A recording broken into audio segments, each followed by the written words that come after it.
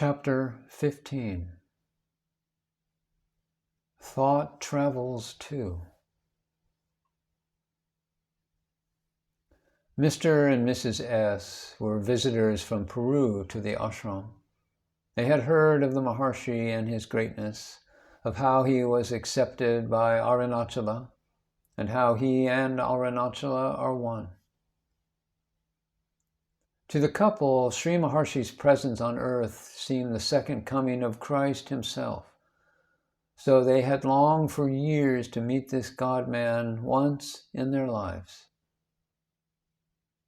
They were too poor to find the money for their passage to India, but in their burning desire to see the God-man in flesh and blood, they laid by each week a few coins out of their small wages, and in a few years they had enough money to become deck passengers without the pleasant luxury of the higher classes on the ship.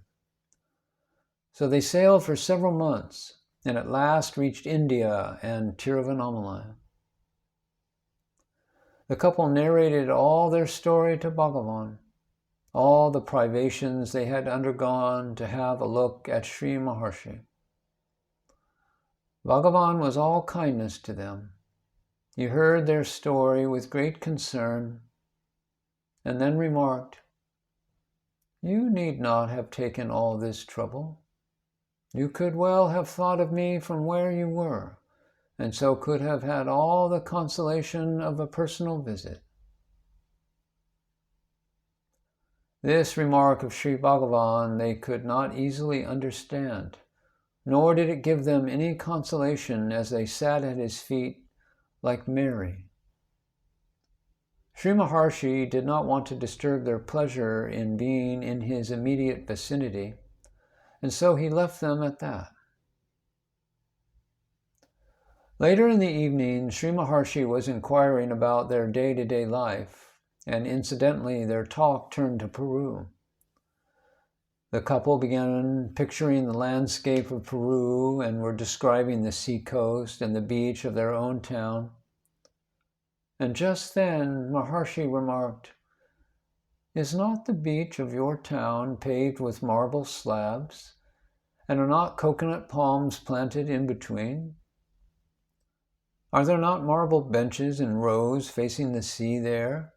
And did you not often sit on the fifth of those with your wife?" This remark of Sri Maharshi created great astonishment in the couple. How could Sri Bhagavan, who had never gone out of Tiruvannamalai, know so intimately such minute details about their own place?